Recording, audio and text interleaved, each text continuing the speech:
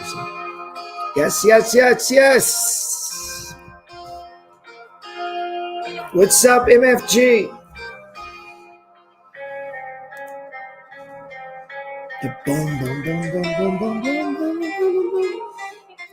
Yes, yes, yes, yes, man. Hey, guys, what is going on? Welcome back to the Money Flow Trading Society's podcast, Mastering the Trade.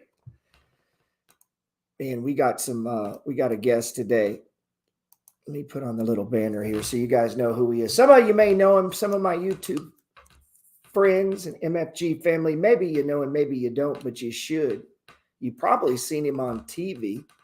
But always remember, man, whatever you think about comes about. Whatever you focus on, that is what grows. We're going to bring Michael on and get to know him.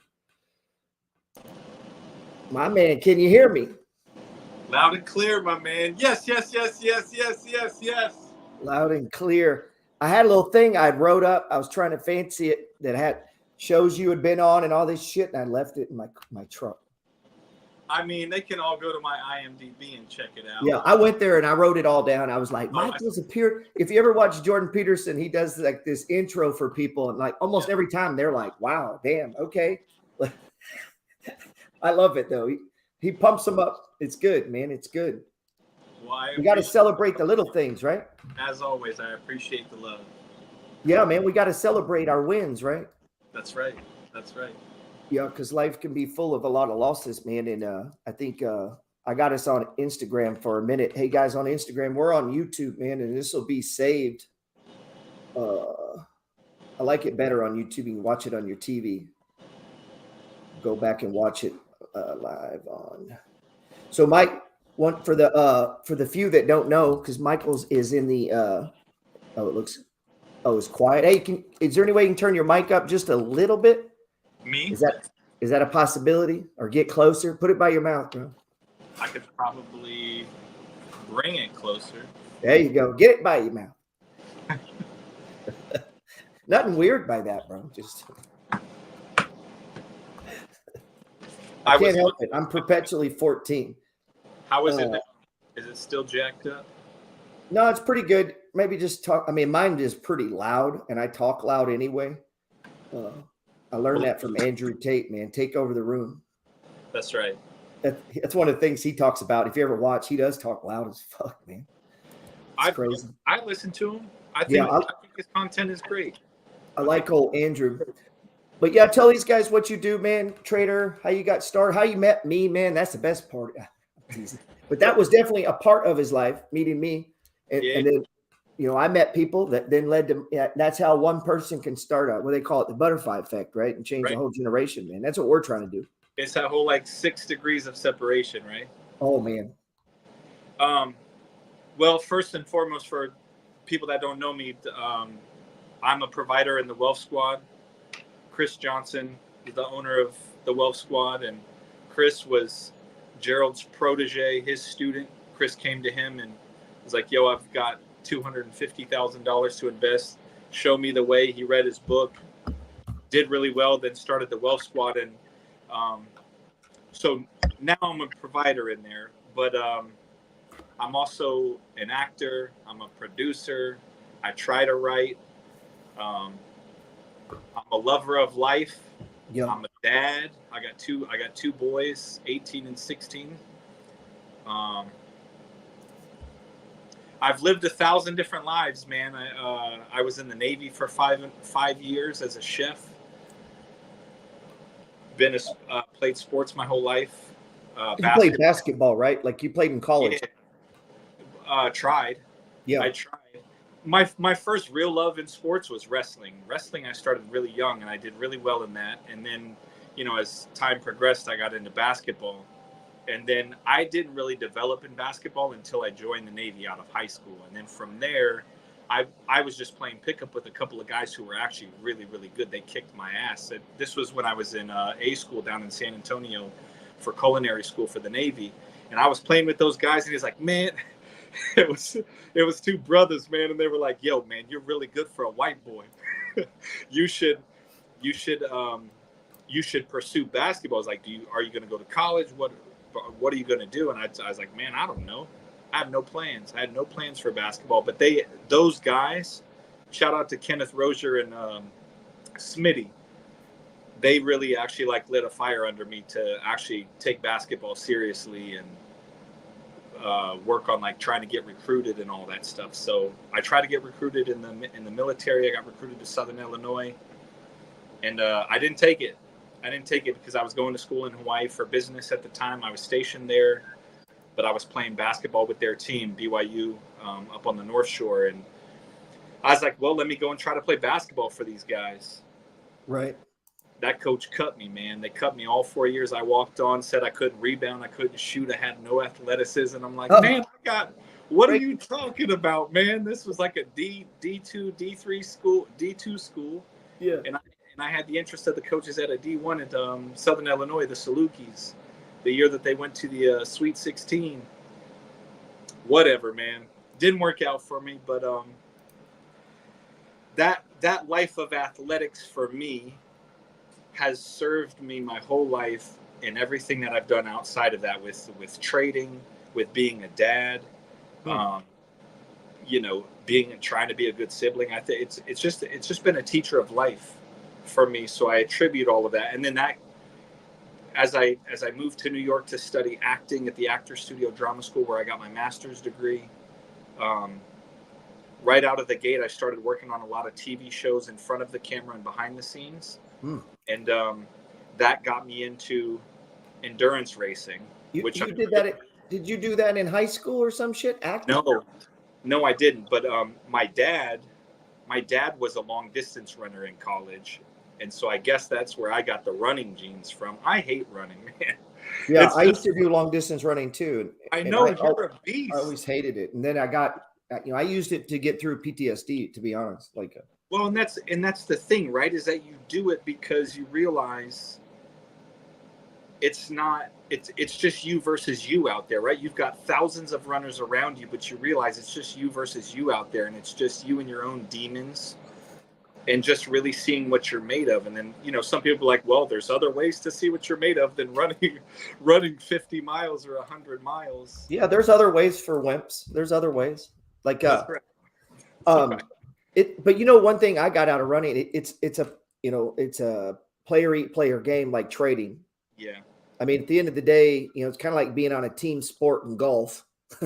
Yeah, you're on a team, but at the end of the day, you're swinging the club, and you got to click the trade, right? So, they have running teams, but you still got to be really good at running. And right.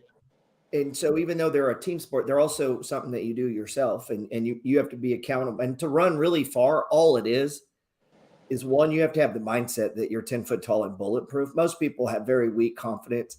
If you really got on them, they get offended. They're sad.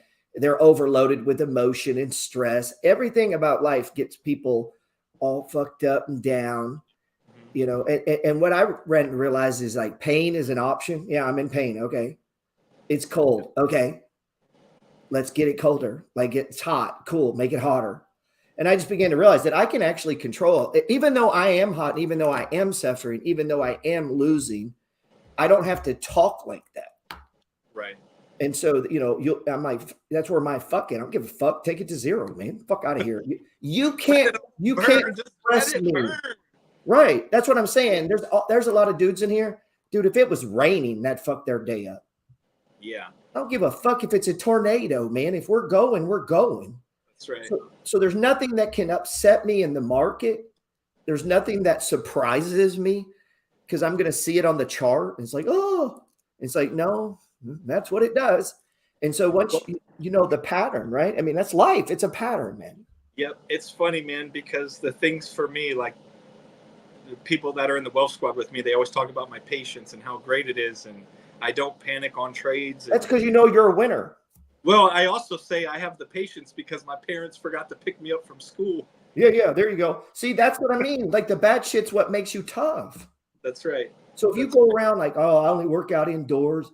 I only if it's raining, I don't like, you just grow into this big giant blob of wimpness. Yeah. When it comes to inclement weather, the bad weather, the cold and rain and all this stuff, it's really, I feel kind of barbaric and savage when you're running through that Oh, I kind love of it. the I love rain. it. But I love it. I love it. Yeah, me too. I love when the stock market's fucking crashing and everyone is literally freaking the fuck out. That is my happiest moments. Yeah. Yeah, I there's so hope much it crashes. I hope everybody's account goes down by half. It's so Good. much opportunity in those moments. Yeah, But for dude. me, I have a little bit of a hard time with the inclement weather because, dude, I used to live in Hawaii for 7 years, man, and it was Right. paradise. Straight up, never snowed, rained all the time, of course, but it was just like paradise. So now, like living in New York or being from the Midwest, where I'm from in Illinois, like it's just cold. I'm like, man, I got to get out of this damn place. I Yeah, need sunshine, man. I would rather be hot than cold any day of the week. for sure. And as we get older, you know, and I always just think back, like if you ever find the stock market stressful, it's because you don't stress yourself. That's right. I've been in a lot more. Bullet fire in Iraq is a little more concerning than a fucking trade on E-Trade. You know, I use that analogy a lot too with not so much. Every once in a while, I use it in the Wealth Squad, but Oh, they don't understand. Man, I think about those deployments I went on. I did 2.5 deployments to Southeast Asia, and man, I saw like dead bodies floating in the water. Right, but it's hard to download an app on Coinbase and buy it, man. It's difficult. Yeah, right. You know, like, that stuff there drives me crazy, dude. It's a luxury to do what you do. It's a luxury to trade the market, right? It's like, man, have you ever been in a war zone? It's a totally different life. It's a totally different mindset of what it puts you through. Or, you know, like even not with just like a war zone, but like, have you ever been homeless, man? Have you ever been like trying to piece together your next meal? Like that shit's hard. Yeah. It wears on you, and it really takes a toll on you mentally. But every situation that I've been in terms of those struggles, I'm grateful for what it taught me. Right. And the resilience that it gave me, which then serves me on every set I go to. It serves me in all of the weeks of, you know, I think the most auditions that I've had in 1 week from acting, from film, television, commercials, I had like 22 or 23 auditions in 1 week. And that's hard when it was going into different rooms or self-taping and all of these other things. But all of the hard situations, the no sleep, working out, running, all of these things prepared me for being able to have the wherewithal to be able to accomplish all of those things. Yes. And to juggle that life. Yeah. And I think if you don't have any, the goal in life is not to look for easy, comfortable, everything is comfortable, everything is easy. Oh, anytime there's a little friction, they get upset. Dude, I love watching that. I love watching dudes get freaked out because there's no cream in their coffee or some shit, you know? And I'm like, dude, you know, you sound like a little, to me, as a grown man who could kill you with his hands, you know what you sound like? Like, I like to put him on the spot about that, dude. I had a dude the other day telling me about he had PTSD from overtime. I was like, that is not a thing, dude. No, he was literally he was in therapy because he ran a restaurant and a bar and they worked like 80 hours a week. I was like, you should go to Palestine. Get what I'm saying? Like, dude, I don't know where he grew up that working hard gave him some sort of, he needed therapy. And it's like, wow, dude, how would that guy make it? Like the reason a lot of people have not made a lot of money in Bitcoin is because they focus on the fear and loss and lack, and I don't have, and I can't. That's their whole focus. That's why people don't own Bitcoin. Or well, I also think too, I've been thinking about this a lot too with the friends that I have, and I've, you know, family members, all that stuff that I've talked to also, and tried to put them onto certain things. And there's this real just fear-based mentality that society sort of molds us into. And a lot of it is like, you know, they really try. At minimum, look, you could have, if you could know jack shit about Bitcoin or some pieces of the stock market, but at minimum, look, you could have just traded Bitcoin from $6,000, $7,000. It's at $70,000 now. Like, you'd be up $65,000 right now, man. 60. Right. So you came to me. $60,000. Oh, hold on. Let me. You came to me, and you were like, you sent me the chart, man, and then you came in our Discord and posted it in there. You know what this is, right? Yeah. That's Celsius, right? Yeah. Look at that mofo, That's man. a baby, man. Look at that. I mean, that's been a hell of a move, huh? Look, they have so much stuff coming in the pipeline, and and there's all this talk about Celsius is bad for you, all this stuff, the ingredients, whatever. Man, I don't give a shit. Yeah, I'm not trying to. I love how people get political with stocks, but then don't do shit in the real life to But do anything about it. to some of those arguments, really, if and look, you probably know this because you've been in the military, you've been on the front lines, you've been around these commanders, you've been around high executives, right? If people really knew what's happening in their backyard and what's happening within these companies behind closed doors, you wouldn't invest in anything in the stock market. It's all fake ass, false bullshit. Because You know, if you really wanted to change the world, you get fucking rich where your opinion matters. Because if you're poor, nobody cares what you think. All of these major companies, they're funding all of these terrible organizations. They're, paying money to this whole crisis about all gun control and everything. They're funding all of that. They're funding corrupt politicians, all without the public eye even knowing it. You don't know those things if you don't do your research. If you go and you actually dig into these companies and find out where they're allocating their money, where they spent everything on, and you learn this by reading their financial statements, like where all their stuff is going, the things that are public knowledge, you realize how much bad shit is happening behind the scenes. Great. It's awesome. Amazon, Apple, they're all changing the world. They're doing wonderful things. You know what they're doing it at? They're doing it at the expense of like slave labor overseas, right? All the food you're eating, all those cans, like it's all just like, it's wild, man. It's wild. But I don't give a shit about any of it because there's only a certain amount of stuff that you can actually have the power to change. Yeah, there's nothing you can do about that. No, and it's like, look, if you can't beat them, you got to join them in the sense of, I'm going to make this money, man. They've been robbing us for years with the taxes and all this other stuff. We got to make our money too. So we're going to get it. Yeah, and that's one of the things the Science of Getting Rich talks about. I pump that book all the time, but it's like, don't get sidetracked. Don't get into all these groups and organizations. That keeps everyone broke, man. Yeah. Because you're chasing the wrong thing. If you really wanted to fix something or help something, you just get some money and then you can fix it. And instead of you protesting, you can hire 50 protesters. That's what George Soros did. It was interesting too with, in talking about Celsius. So before I came to the Wealth Squad, like, when COVID happened and it shut the entertainment business down, I had a little nest egg of investments and things that I casually invested into. I wasn't an aggressive trader at the time, but that flipped my whole business upside down. And then I was like, well, shit, what am I going to do now? I had about 11 and a half months worth of investments and savings that I was okay in New York. Is that when you found my course? Yeah. It was all around that time. During that time. When I started to really look at everything, and I was like, I guess I was 37. And I was like, man, I should be further ahead. I should have more. My kids should have more. I should be further along in my career. All the self-deprecating stuff that everybody goes through in those scenarios, right? But it made me take a real hard look at my situation in life. Right. And where I was living, how I was living, and what I wasn't doing. And then realizing, I was like, you know what? No one's going to change. If I want to be here in New York and I want to be on Broadway or I want to be on TV shows and I want to make movies, I got to dig myself out of this. And I got to find a way to be creative when the business itself was shut down and the vaccinations and you can't work if you don't have the cards and all that stuff. So by chance, in my own Instagram feed of like looking at investing stuff and stocks, I stumbled across your page.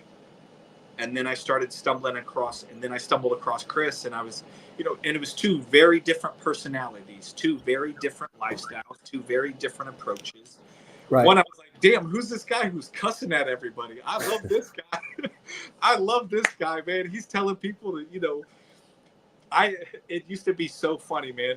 Every Sunday service I tapped in with you, I used to inch lower and lower in my seat when you're like, oh, you're out with the boys, you're out fucking partying, you're doing this.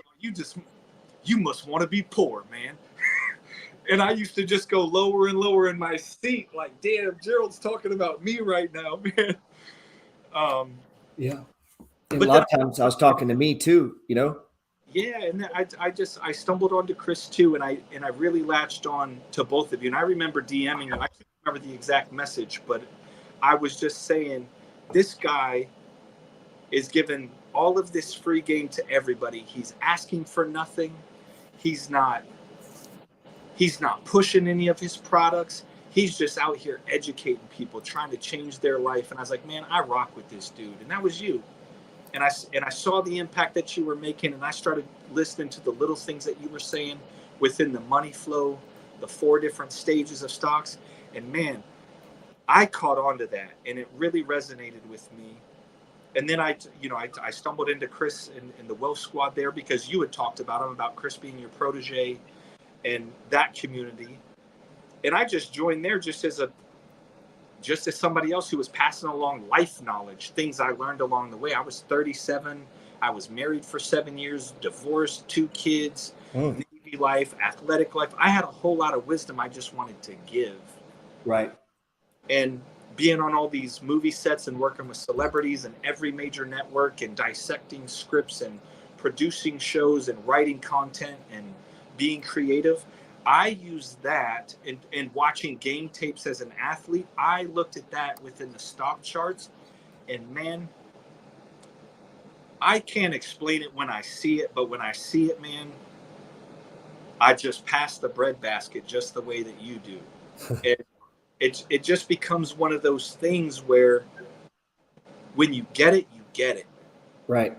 And once you have it, no one's taking it away from you. And it really was from like my first weekend Wealth Squad, man. I think one of the first plays in there was Wise Key that I had. Norwegian Cruise Lines was huge, and Wise Key was like right around the time that they were starting to, you know, innovate with the NFT stuff. They were the first ones to it. Man, the whole entire Wealth Squad ate from that play for like 3.5 months straight, just over and over and over, regurgitating that day trade. And that wasn't when I was a provider yet, but I had just play after play after play go 500, 800, 1,000%, 2,000%, 800%. And then eventually Chris called me and was like, hey, man, you want to come and work with us, work together and educate the group. And he's like, I don't want you to just call out plays. It's not really why I'm bringing you on board. It's really to educate people. You're seeing things that most people can't see in a short amount of time. Do you want to come and work with me? And that's it. Off to the races. And then right out of the gate, the rest is history, man. Yeah. Sometimes people do that to me a lot. They send me tickers, and I don't know. I don't think people understand what I got to go through to even buy a stock. You know, for me, I can't just throw some shit out, man. Like I'll go see who the CEO was. Who was the CEO? Where did they work last? When did they come on the company? Has there been, what kind of debt do they have? You know, obviously as an investment, we're going to go through that. And usually, like if you ever see like on Sunday on my board, one of the things I'll do, let me see if I have one. You know, one of the things that I do personally, and now people help me with this, but hold on. Like right here, you know, I'm writing up, and I don't know how many people here do this, but if you actually chart the market where, like, you know, I'm writing this up, what Bitcoin was doing, CRM introduced their first dividend.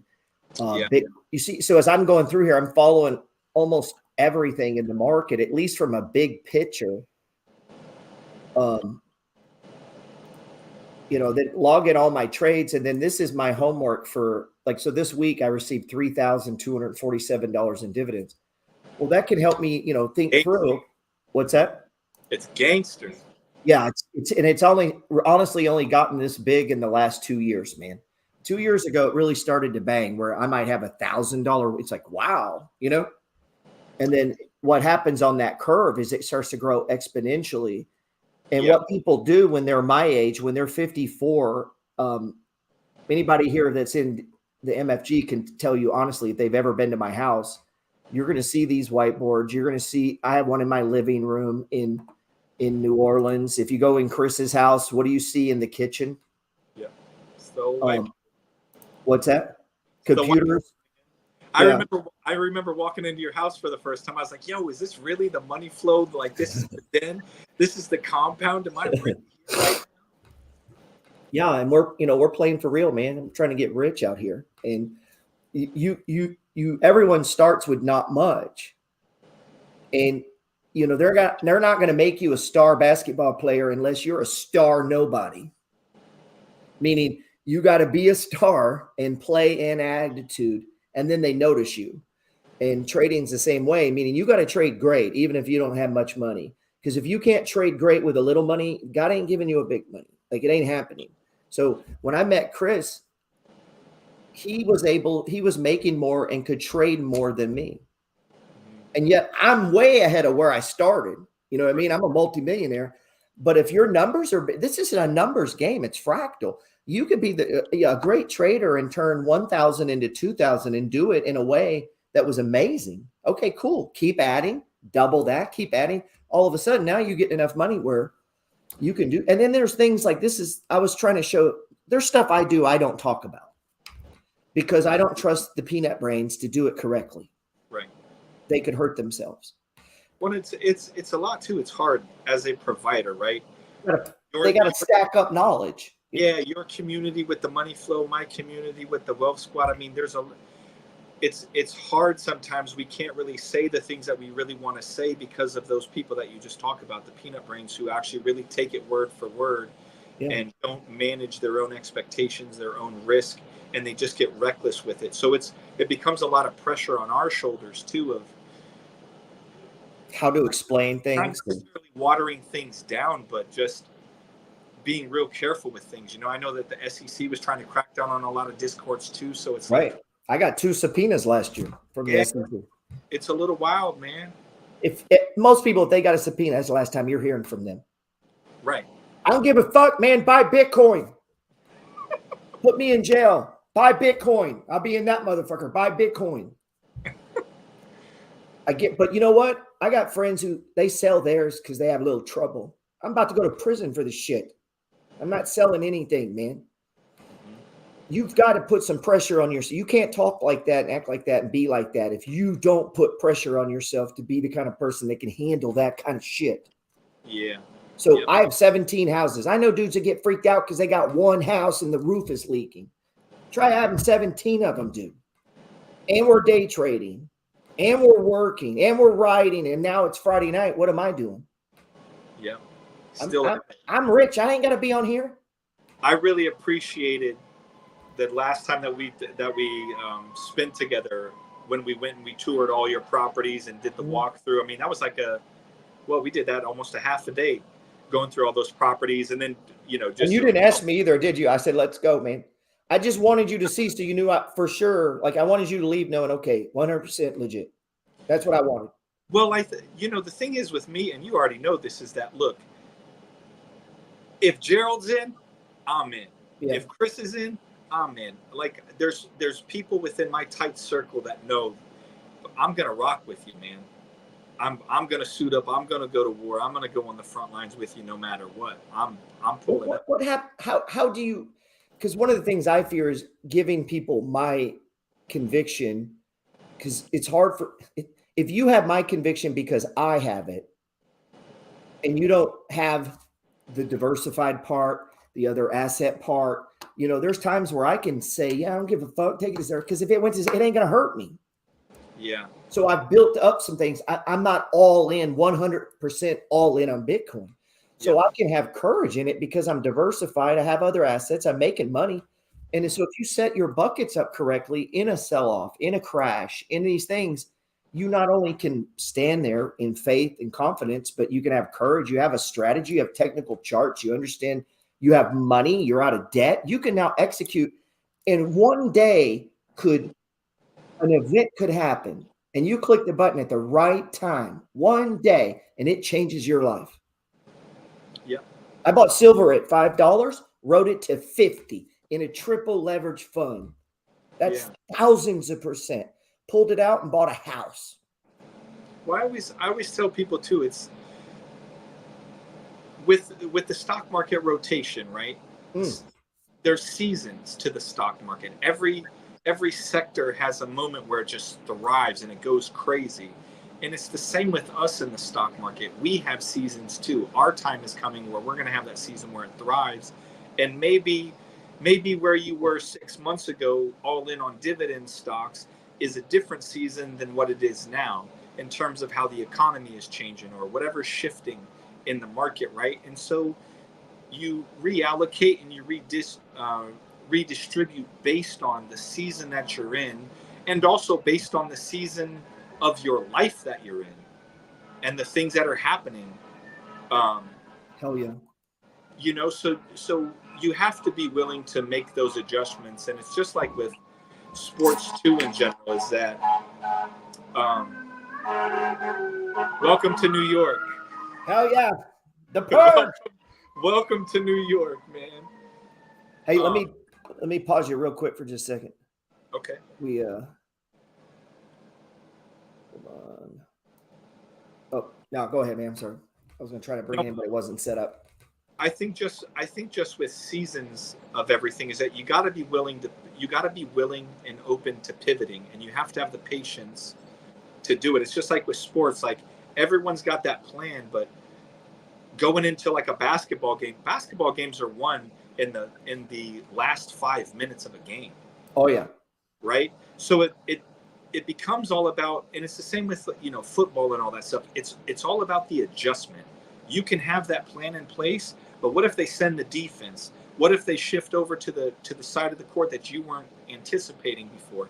And it's the same with the stock market. You got to be willing to adjust certain things within your plan to be able to be successful with it.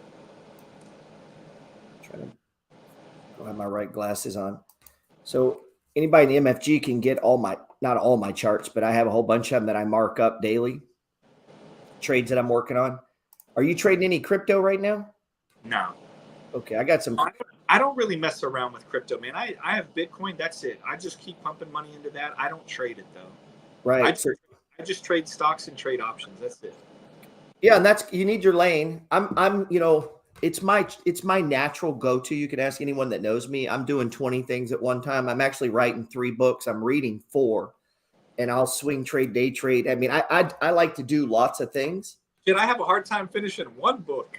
Right, and I tell people all the time, bro, I'm superhuman, but it doesn't mean I'm performing better necessarily. That's just my natural place. I can do all of that and understand it. I don't need to do one thing. I can compartmentalize really good. What we're looking at here, this is the price of Bitcoin. You can see the chart, right? Yep. Yeah, so this is on a 1 minute, and it's crazy, huh? Like you can see that there's the anchor point, stage 1, the breakout. Look, hit the RSI, stopped right at previous high. Now it's coming down. It's crazy how that's so fractal. I mean, you can see the pattern on a 1 minute or a daily. It's well, what's interesting about it all is like of how visible the money flow pattern really is when you just look at the chart in that way. Yeah, it's sickening. I got a big trade going on right now in Bitcoin Cash, and I've been telling people I bought a bunch at 411. I picked up 2, or not 1 down here in the 360. Now we're up in here. This is a position trade, so there's no stops. So there's different kinds of trading, and I think sometimes we don't talk enough about that. Like they'll be like, "What do you think I should do with this?" I'm like, "Man, I don't know what the fuck you're doing." Like, yeah, if you're day trading, why do you still hold it the next day? That's not day trading. You know, right. if you buying the breakout, well, fuck, when the breakout stalls, it's over. Like, take your money and go find another breakout. Like, so you got to find your groove, man, and then execute on it. Yeah, that's the hard part. I think people don't really understand is that, you know, I get it a lot whenever I'm trading options with people, and you know, yes, I'm buying a contract that doesn't expire until May or June or August, but I might just trade this today or tomorrow, or maybe I'll let it go in 3 days. That doesn't mean that it's a bad trade. It's just I'm just getting out of the trade and moving on to the next one. And if that's your thing, that's how you should do it. Yeah. What I see and what drives me the craziest, man, is I get people and they'll buy a trade or get in a trade. And you just get out of it. You're like, why'd you get out? I was up a lot. And then they go buy something stupid, and the thing they were in just keeps going up. And it's like, well, if define what it is you're trying to do, man. And I think some of it too is a lot of people have not had a 300, 400, 500% return. Right. So if they had 100%, dude, they have to sell it. They have to do something. But then what if the next day it goes up 100? And what if it just keeps doing this? What point should you sell?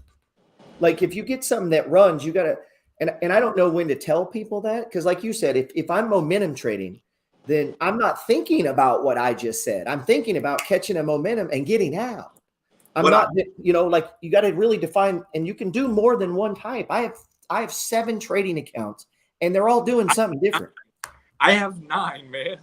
Yeah, and they're all doing something different. I don't need to log into this one if we're not doing that today. Yeah. And in my buy and hold, if I own Amazon and it's running, you don't fucking sell it. Right. You let it go, and you put new money in to buy new shit. Right. Yeah. The reason I have 17 houses is I didn't sell number 16, 15, 14, 13, 12, all the way down. I kept them. Yeah. And, what I always say to the people that come to me and are asking me, oh, we still holding? Do I sell? What do I do? I don't know what to do in this scenario. For me, that moment of anxiety that you have, one that you even have to ask, what are you doing in the trade? Is your time to exit. You know that time where you just get uncomfortable in your seat, you start sweating a little bit, or you're just uneasy about it. You're nervous. You don't really know where it's going to go. That's my exit point on any trade. And there's always this, a lot of times I feel like people are all in, all out kind of thing. Yeah. And a lot of people sell half and shut the fuck up. Yeah. Or not even half. Like maybe if you want to leave a little bit to run, sell 3/4 of it. Leave 25% to just do what it do. Right. It's not an all in, all out thing, man. People, it's just too much. It's too, I don't know, man. It's too much. I don't know what they do if I handle my 4 million and 817 positions and all these properties. And what are you guys going to do? Cry? Yeah. Oh, but I need to go. I don't know what they're going to do. And people stroke out because they're paper trading. It's like, dude, get over yourself. Yeah. Like, shut the fuck up and trade. That's what you need to do. Stop worrying about making money. Get good at executing. You just told me you don't honor stop. So how the fuck are you supposed to be good if you can't honor an imaginary line? Right. Like, so sit there and practice that. Like, here's how you get. This is what I did one day. This is how you get over stop losses being a problem. You put in $100, and when it hits the stop, you click the fucking button. And then you get in a trade and you go, you know what? I hope I lose on this trade. Come down so I can click the goddamn button, and then click it and just keep doing that. Yeah. And then you go, wow, okay, that wasn't. I also think too, people that have the anxiety about the trade, they don't really know what they're doing. Set a parameter, automate your entire trade so you don't even have to worry about it, right? If you just put in your order all of a sudden at whatever price point it is, say it's 25 or 30%, 40% of whatever it is, just automate it. And then you don't even have to worry about it. You don't even have to make that decision when it's at that point that you're gonna allow yourself to have the FOMO of if it goes up even higher, right? You automate it, it's already done for you. The decision has already been made. The decision was already made when you bought it, not when it's running crazy.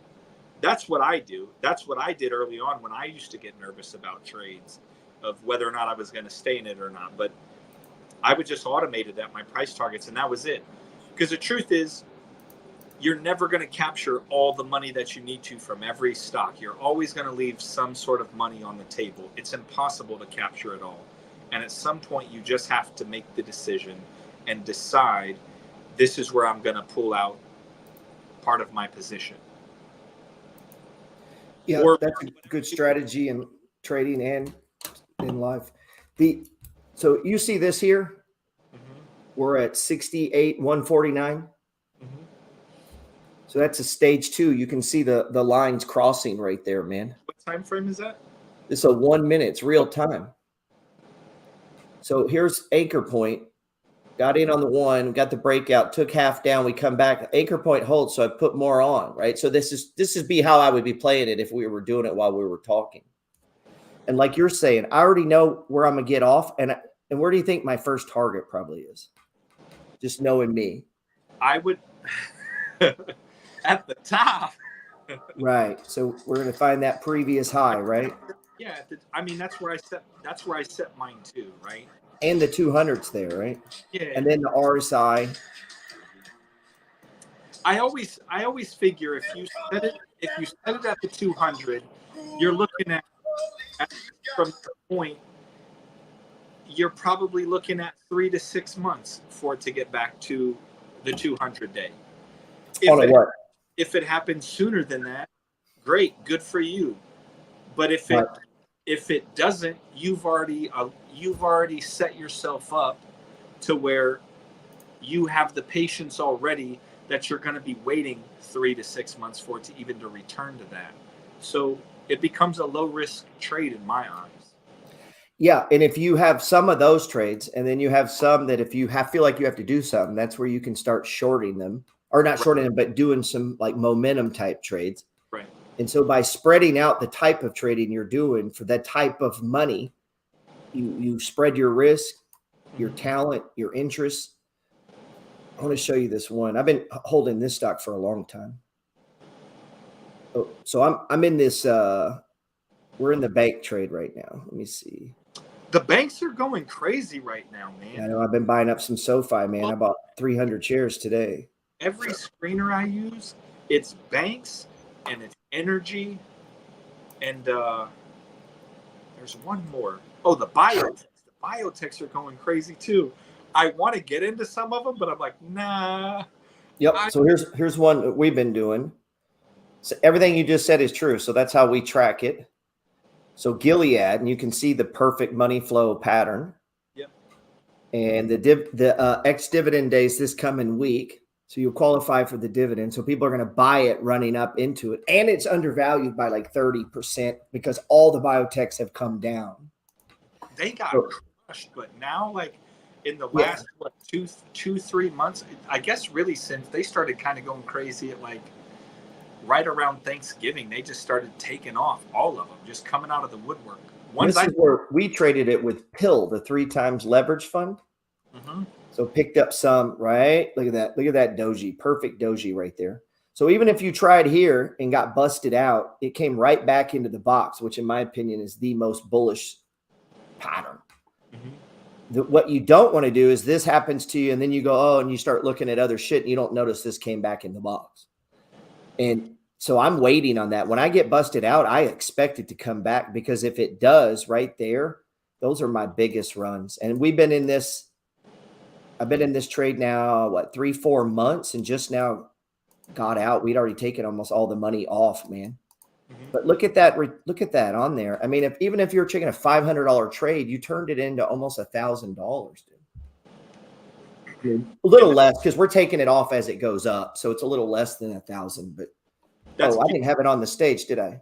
Hold on. Did I not have it up? I'm sorry. Look at this PIL one here, though. Yeah. There it is. So down there at $5, man, so you had a chance right here, and then you probably got stopped out. But it comes right back. If it comes right back into the box, whether you're on a 1-minute chart or a daily, that is always the most. That's the institutions rejecting that lower price and taking it back up, and that means they're telling you it's going higher. Looking at the daily chart on that, it's crazy amount of upside for that. Yeah, we almost got a double on it. I've lost count how many 100%ers this year. And someone may say, oh, well, the market got lucky. Well, I don't know what to say, dude. I bought the bottom and then I do it over and over. And yes, I don't know where it's going. I don't know how long, but it's just a pattern. And so when you look at this, I mean, it looks really clear to me. And some of them are beautiful. I mean, realistically, looking at this chart I don't know hardly anything. I mean, I know enough about Gilead, but not all the deep insights into the company, what they got, the R&D that they're doing. I don't know all of those things, but looking at the chart, I can already say realistically, it's easily gonna go back to 85 on Gilead. Let me pull that back at least. because it's where it holds price. Right, and the company's worth like 98. So Yeah.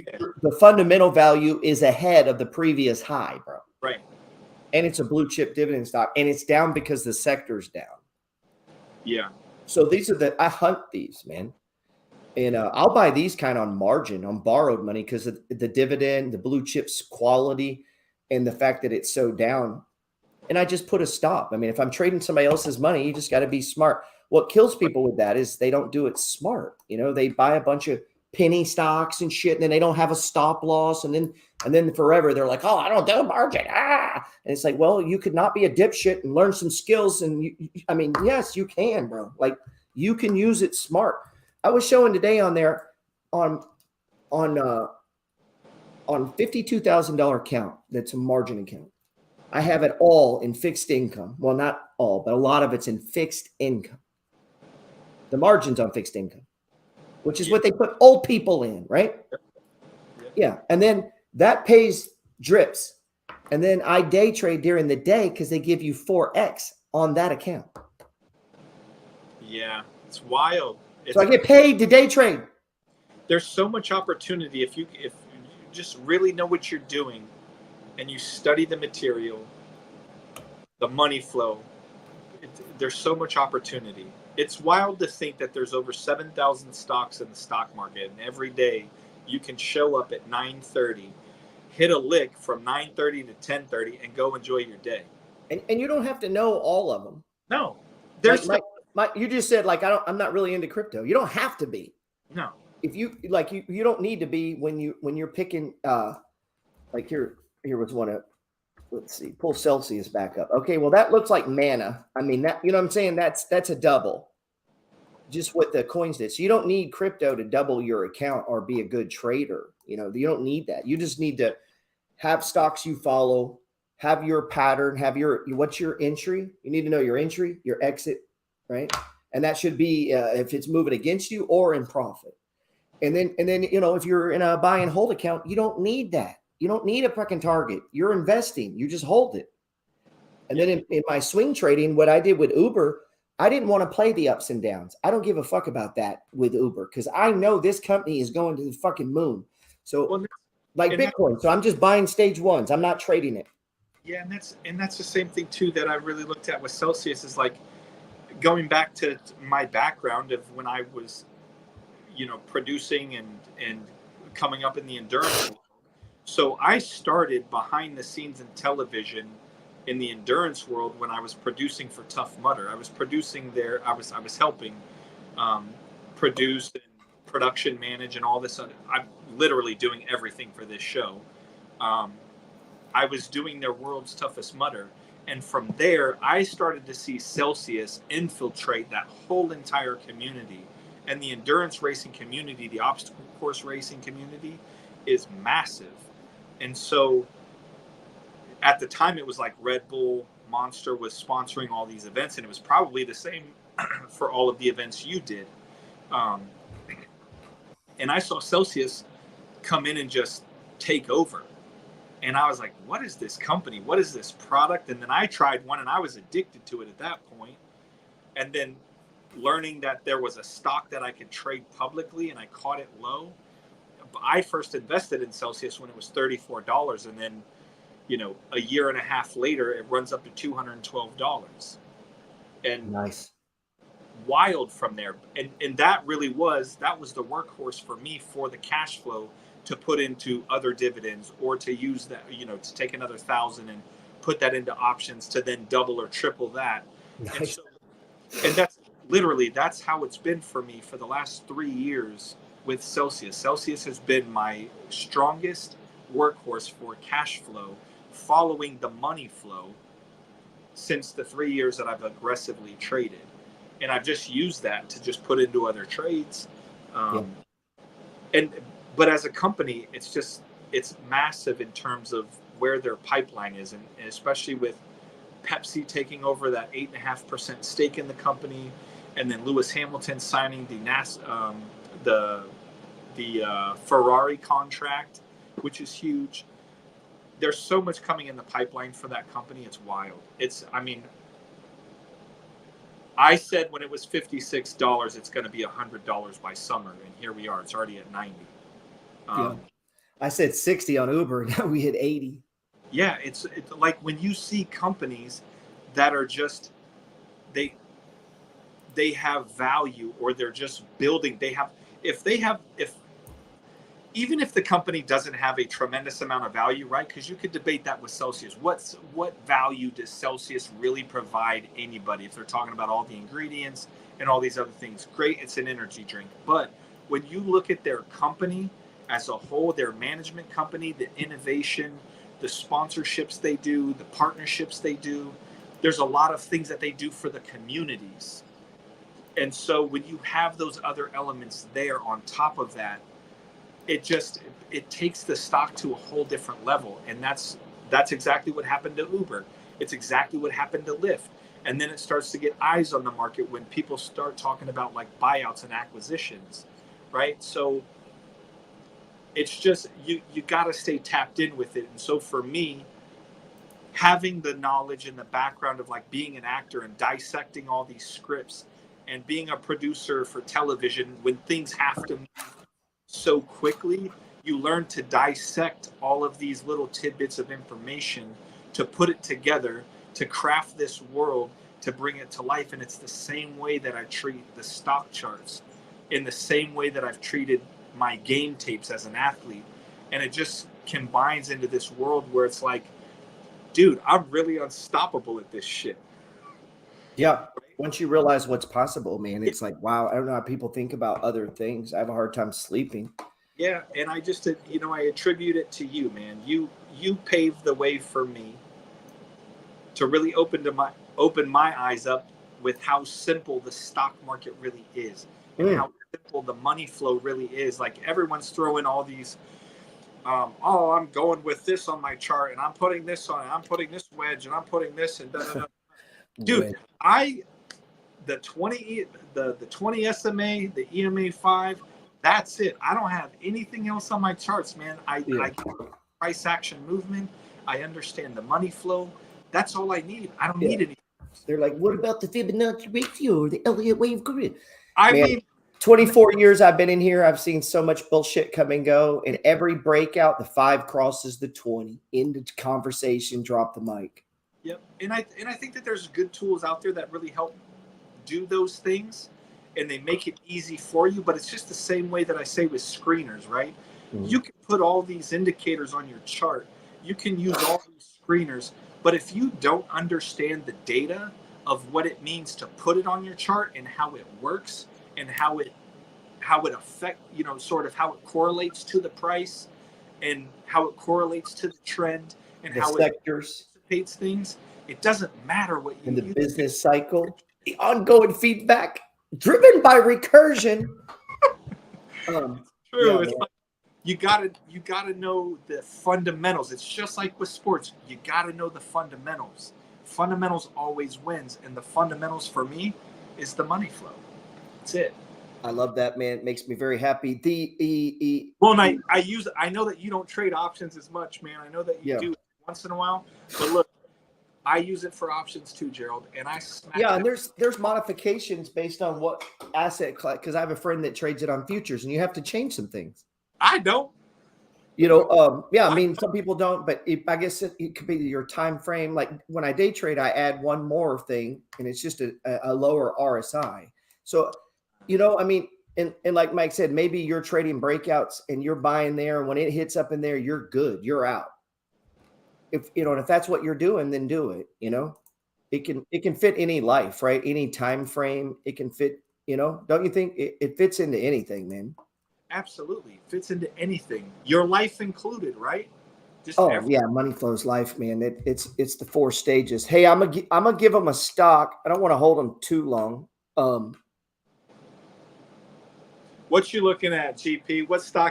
Right here in front of me. I want to give anybody that's watching this. I don't want them to go home poor. This is SoFi. I don't know if you've noticed, but man, they got banged down. This thing is worth probably $14, $15. It's now at $7. This is one of the fastest growing banks in America, man. It's got that young crowd. It's going to it does all kinds of different types of loans. They don't have a physical building either, man. So that's kind of cool. They don't have they just did away with the whole brick and mortar. Yeah, it's all on an app, and they target people, high net worth college graduates is who their target audience is. Imagine that, right? Not all you poor fuckers who can't spend any money. So let me ask you this then on it, right? I know that you don't mess with the IPOs when they open. Except Cart. I made some money on Cart. We came in after it stopped dropping, though. Down here. It looks like when SoFi IPO'd, it looks like it ran up within that first month. Look, when you look at the 5-year chart, yeah, it went up to 8. Do you see it going back there? Yeah. And that's what I like to buy IPOs or new stocks is when they get crushed, because then all the real bad news has come out. And the IPOs, everyone should know this. Don't buy IPOs. Those are for suckers. I'm not saying don't day trade it, swing trade it. We're not talking about that. I'm talking about as an investor. Right. Just wait until that whole, wait a month. Wait a month for a IPO. Yeah. We drop it down to the 1 hour chart, and when all the money flow indicators appear, the 5, the 10, the 20, the MACD, when they all show up, start buying stage ones. Yeah. And that's what I did with Cart. We're up 50%. Instacart. That stock's going to be like DoorDash, Airbnb, and Meta. Everyone. Do you ever use Instacart? Oh, yeah. I get my groceries delivered through Instacart, man. Right. And so I'm going to get rich on that stock, and I've been just begging people to buy it, man. Where did you get in at? We were buying it down here in the. We tagged the lows, man. Let me pull it. I'm not on Cart there. Where am I at here? We were getting it like 22. Oh, it's Maple Bear now. Yeah, dude. We were buying all these stage ones. I was buying every day in October. All these stage ones. Bought a bunch down here in January, and then I was just waiting, dude. It was just a matter of time, and now it's up 50%. Now people wanting to sell it, man. We're not selling this, dude. We're buying apartment buildings on this. Let me ask you. This is a stock like Celsius or Airbnb or Uber. You can build a trading career around a stock like this. Yep. Maybe I'm wrong, and it's not that one. You're going to have to make that call. But you don't hear me talk a lot about Uber anymore. It's over. The big money was made. It's done. Yeah, and I'm going to hold it, and it'll go up over time. But the big, fast money was made. Yep, it goes back to what I was saying with the seasons. It's like that season might only be a couple of weeks. It might be 3 months. It might be 6 months, whatever that season is. And you got to be able to understand the money flow, the 4 stages, that stage 3 of when that season's coming to an end. Right. So I took 2 years building stage ones, and then it happened. And my size was so, now it's like, dude, if I could buy a car with the profit, dude, like cash, like, what are we going to do with this? Like now my problem is, do we want to pay taxes? Like, that's a problem now. And it's like, all that is I believed. Yep. I refuse to let my life get in the fucking way. Yeah. So if you get in the way of me and stocks, go fuck yourself. Right. That is my rule in life. I don't care who I'm talking to. And you got to have that kind of perimeter. Now, I'm not saying you don't go to your kid's baseball game or you don't go, you do that, but you have some standards in your life. And one of them is you're trying to become an elite trader. I already know how you'll be though with those situations. I'll see you when I get there. But also too, like it's the same. Like when I'm going to my son's, my oldest boy's been on this college soccer recruiting. We've been in this recruiting pipeline for the last year, and so it's going to a lot of soccer with both of my boys. But even then, I'm in the stands, man. I'm looking at stocks. I'm scrolling. When I showed up at your house, man, from when I got out of the driveway, from when you were standing on the front porch with your wife, that short 15, 20 yards in between, you had your phone going through stocks up until the moment you shook my hand, gave me a hug.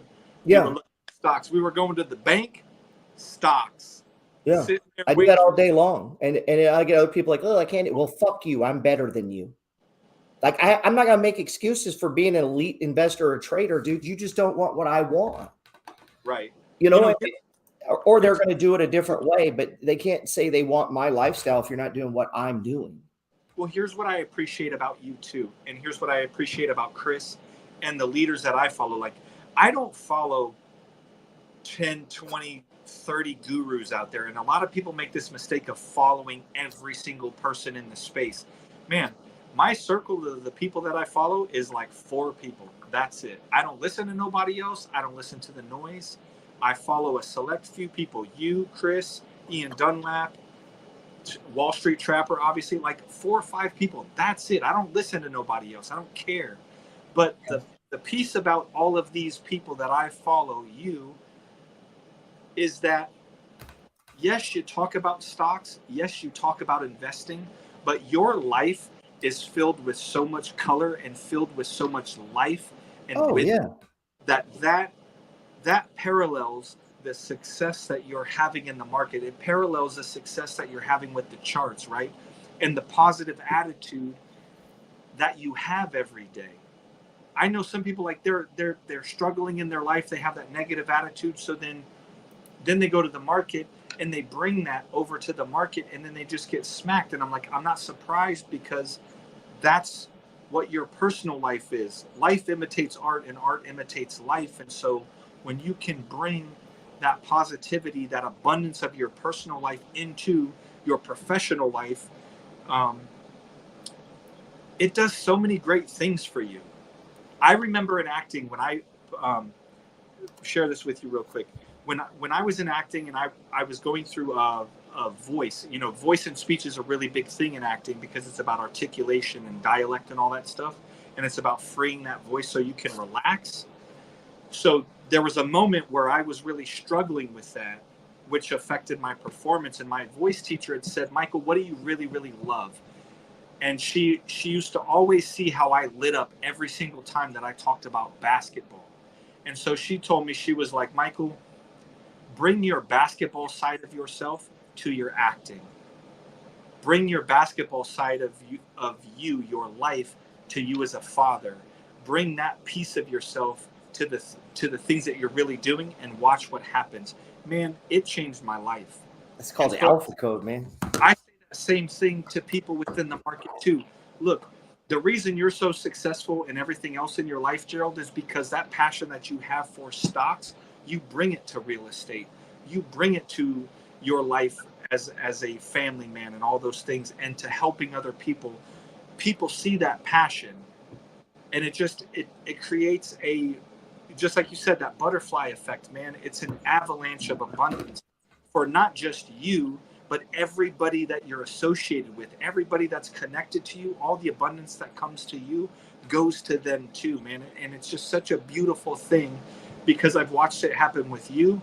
I've watched it happen with Chris. I've watched it happen with so many of the people that I follow that are positive in my life, which then it trickles down to me. And so I'm just grateful. I'm grateful for the money flow. I'm grateful for you, for Chris, for the Wealth Squad, for the money flow. It's an unstoppable force. Yeah, man, me too. And it's always great to when you get a student, it takes to it like yourself, and then it just becomes yours, because the money flow is not mine. I'm just a vessel, like John the Baptist. I'm just clearing the way. That's it. That's it. People got to realize that, look, you are one trade. You are one swing trade. You are one stock trade away from greatness. Whether that's trading options, whether that's swing trading shares, you're one stock away. You're one trade away. You're one house away. You're one paycheck away from like an incredible life transition. And people just got to believe in themselves more, that why not you? Why can't it happen to you? It happened to Gerald. It happened to Chris. It happened to me. It happened to Ian. It happened to Kia Killy. Like, why can't it happen to you? You're no different if you just put in the work and you believe in yourself and you're committed to what it takes. And I would say, make sure you come out of your own head, man. I don't stay in my own head a lot. That's right. I mean, and I was telling someone today, here's something that I actively practice. I try to listen to everyone around me. I don't give a fuck about this dude. I don't even know this dude, but I'm listening to him. And then I watch the way he holds himself, and I see, like, I look for the active shooter. I look for ticker symbols. I don't pay attention to all this other shit I see people doing. So when I'm in line, I'm looking to see how fast do they get the money. Oh, I wonder what company's processing the payments. I wonder why they put the cups there. So I don't have time to think about all my bullshit. Yep. Because I'm scanning like a shark. And so if I go into a store, I expect to find a ticker that could make me rich. If I go to your fucking house and spend time with you and we don't have some talk about stocks or something, I'm gonna be very fucking pissed that I left and you gave me nothing. Yep. Like if you go around like this expecting this, I expect to find bags of money. I expect to find swing trades that work and dividends. Like I expect this every day. I want to get richer, man. Yep. And to do that, you got to see the positive. Like this guy on here, Michael's about the market's he don't know jack shit. He has no fucking idea where the market is going on Monday. He's either delusional or stupid or brand new. Nobody knows. And I'm cool with that. I don't need to know anything. Right. I will say this, like within the market, like when I started really diving into like the numbers and the real statistics of the market and trends and patterns, going back to looking at the charts and dissecting this stuff, like 85% of the time for the last 3 years, the market usually opens red on Mondays and rallies and finishes green almost 80% of the time. Yeah. So if you know that ahead of time, on Friday, you can set up your trades on Friday to anticipate that move on Monday and know that 80% of the time you're going to end green for the day because that's how it's been. And 70% of the time it goes up, period. Like I can't explain it. I don't need to explain it, but it just is what it is. And that's the trend. That's just a fact. It's a statistical, mathematical fact that when you go in I went back and I looked at every single open, every single close for the last 3 years. And it's crazy when you really do all that and you do the work, but how many people are really doing that work? Not very many. Very few people, man. You know what they're doing? Fucking chores, sitting on their ass, watching football, going on trips, thinking about cars, jerking off, hanging out with their friends. They're doing all kinds of other things. And then when they're standing in line, they're not thinking about stocks or tickers or how could I randomly be blessed. They're bitching about their wife in their head and that guy at work and like shit that I wouldn't even spend 3 seconds thinking about the fucking people somebody works with. When all this stuff is out here, all this money, man. Yeah, you just got to tune into it, man. It is all around you. One of the things I appreciate about you, Gerald, is that when you're talking about you zoning out, you don't give a fuck about nobody. You don't care what this guy's doing. So there was a point before you and I really got connected when I was in the Wealth Squad, and I think a lot of the Wealth Squad members, they were like in your lives or whatever, and they're like, Michael this. They were saying stuff about me in your live, and you're like, who's Michael? Who's this guy? Did I say that? I don't give a fuck who Michael is. Gerald, it's so great. You're like, I don't know who the fuck this Michael guy is. Who's Michael? I have no idea who that is. And I used to comment in there. I was like, Gerald, you're the GOAT. Da da da da. Yeah. Because I'm not saying that personal. I'm just saying like. No, but there was this point where it's like you didn't know who I was. Yeah. You had no idea. And then I finally, we reached a point I think where we collaborated when you were given a live. Yeah. And I was pointing some things out. I was saying some things in your comments. And I was like, Gerald, we should go live for the people. And then you actually said it to me first, man. And I just, it's funny because where it started was like, I don't know who the fuck Michael is. I don't know this guy. And look at us now, man. We drop gems for these people. Yeah, it really is that way, man. You can ask Chris when he first met me. He's like, oh, man, you should let me prove your man, fuck off, bro. I don't know you. Get the fuck out of here. Come up, just ask me shit, man. I guard you. How many people are around me? Like, you see that. My phone doesn't ring, dude. You can't call me and I go, hello. You don't control me. Nobody can make me pick this up. You get what I'm saying? I try to do that in every area because what I'm trying to think about higher level shit. Yep. And if this goes bzzz, now I stop looking at the chart. And I guarantee you, every person on here, everyone, oh, hello, baby. Oh, hey. All suckers. None of them have focus, man. I challenge everyone on here too. Come hang out with me and let's see if you know stocks. Come walking with me. Come have a beer. Let's walk and let's talk. And let's see if you're for real. Most people are full of shit. And shout out to your wife. She puts up with it. We spent a little bit of time, the three of us together when you were here in Brooklyn. But outside of that, when the last time we were together and I spent time in your home and stayed the night and all that stuff, like it's just such a really beautiful thing, man, when you have a partner who, you know, she has her lane, you have your lane, Yeah. both support each other, and you realize like it's how you built your foundation together, and just the way that you guys complement each other and the way and the things that you do. It's just it was such a beautiful thing to see in person that I think a lot of people have only gotten to see through Instagram from a distance. And just to the people out here who are tuned in to us now, like, it's just such a beautiful thing when you have that solid foundation of just support and vision, right? You both have that same vision, and it might not align on a day-to-day basis every time, but you both know what the bigger picture is for both of you, and you move together through it all, man. And it was just a really beautiful thing to see that when I spent time with you and your wife in your home, man. And you have to earn it too, because sometimes I'll see whether it's a woman or a man, and their spouse may not support them with their addiction as well as they are, and it's like, well, you may not have earned that support yet, right? You know, and some people just give it to you because that's kind of people they are, but some people you got to earn it, right? You know, they're not going to upturn their life just because you got a new hobby. And I mean, you know, and honestly, like, I don't even, I mean, until you've been doing this for a minute, I really don't give a fuck about your opinion. You know that. They're like, oh, look at this. Fuck off, bro. I met you a month ago. I don't want to look at what, unless you. Track record, dude. Don't talk to me. Yeah. I mean, I got dudes I'm talking on a daily. They work at hedge funds. They're texting me. What is the ticker you want to talk about, bro? Did you see it on Reddit? Like, I mean, where did you get this information? You know, you read an article on fucking, CNBC. I mean, so like, yeah, we saw that. I read Barron's every day when you're in the back. Like I'm taking in hours a day of content and reading, and people helping me research them. So, two guys that work on Wall Street that I talk to all the time, back and forth about stock ideas. And so it's like, yeah, I would love to talk with people, but I need to know you're not going to quit in 90 fucking days. Right. Yep. You know how many guys quit in 90 days? I think I'll try out the MFG. Go fuck yourself. Go try it out. What happens in 90 days that's good? Like, is there anything on earth that in 90 days? Yeah, but I have to do that because it's a business, right? You got to offer that. But whenever someone takes that, I just think,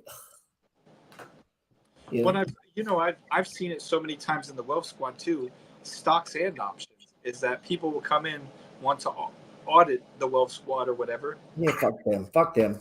But they hit a lick within like the first 3-4 weeks. Why?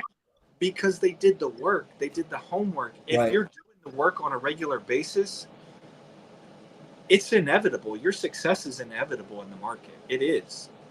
Yeah, there's no question to me the money flow works. The question is, can you pay attention?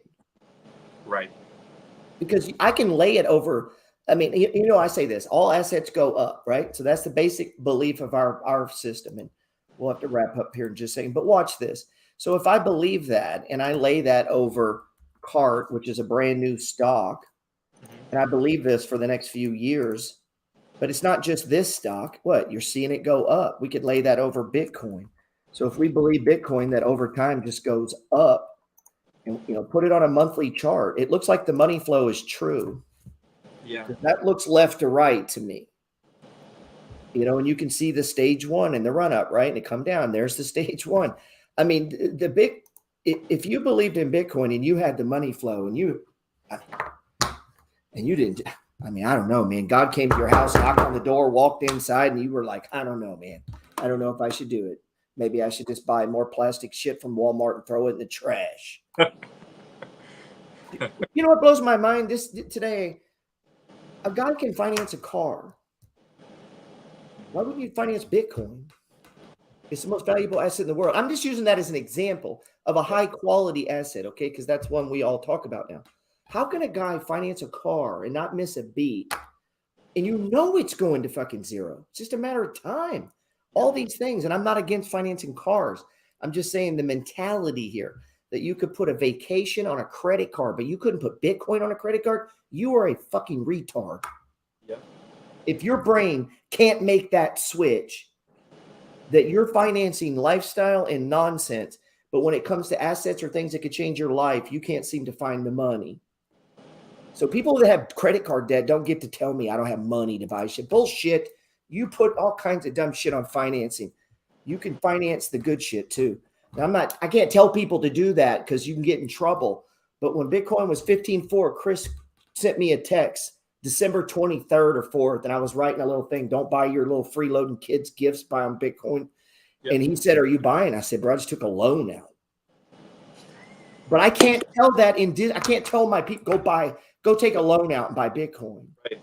You know, and so you got to come to that on your own.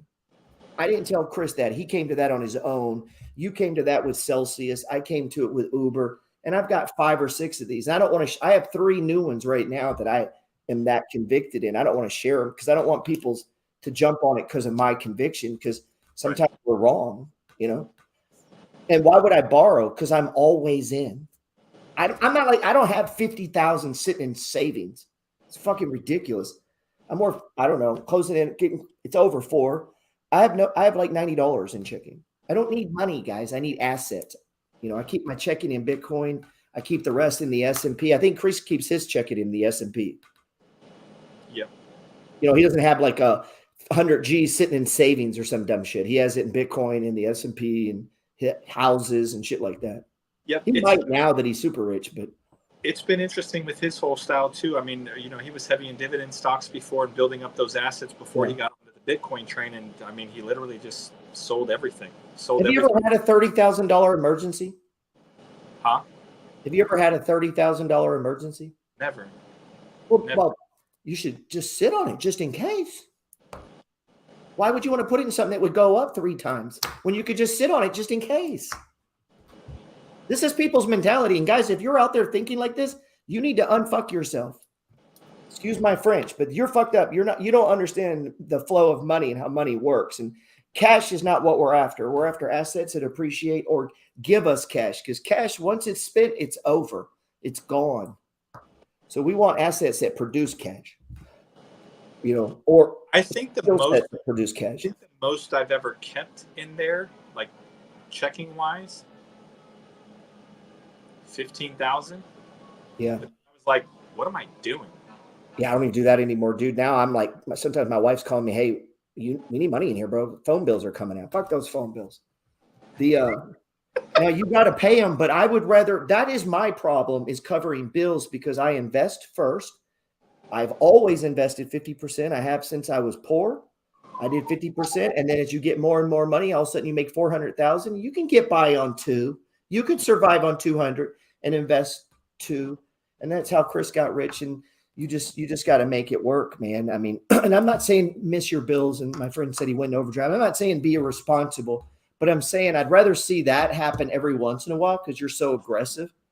Right. But I think a lot of the problem is people see it in a 401k, and that's magic money you're never going to see because you're going to be an old person. We're talking about money you can get to right now. Right. You need it. Yeah, man. I'll let you go, man. My family needs to eat. I appreciate you coming on. Do you got a stock you want to leave them with? Celsius, man. Come on, the RSI is too high. You can't leave them with Celsius.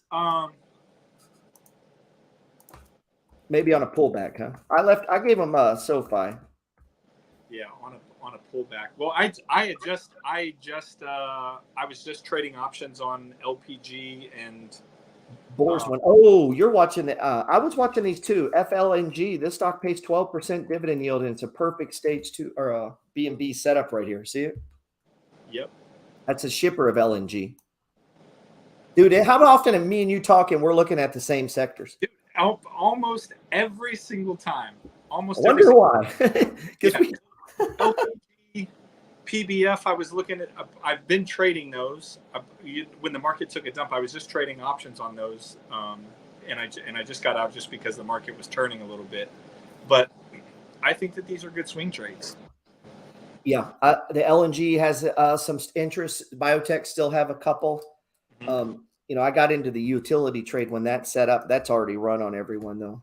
Oh, I will tell you about this biotech stock that I am watching that I did see was ACLS. So it's a biotech, and part of me is hesitant because it is a biotech. But in terms of the upside of this, of where this is at, it's at 111. It just got smacked today, but the price was crossing there was a little bit of upside to it to like 130, 135 at minimum.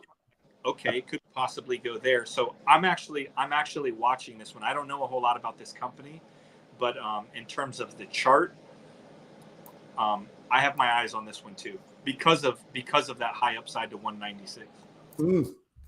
We got into gold, and I put out today to sell some. Look at that explosion in gold, man. Oh, you said gold? Yeah, we caught that gold. This is the 2x leverage gold. When I trade, I only trade leverage, man. It's, you are too when you do options. I mean, that's leverage trading. That's what I do. I use the triple leverage funds or the 2x funds or margin, and nothing better than buying a triple X on margin and running it up for 100%, and none of it was your money. Come on, man. Is there anything sweeter in the world? You gotta learn how to use it and learn how to leverage it. You got to. Make sure your trading game is down tight before you borrow money, man. Well, bro, let me go. I know you need to go. I appreciate it. I got to eat. I really do appreciate you coming on, man. Absolutely, man. I appreciate you, Gerald. You're a good man. Absolutely, man. Appreciate you. All right, guys. That was my good friend Michael. You guys, hold on. You guys can go check out Michael on Instagram, man. Just like his name, Michael Crowe. Check him out.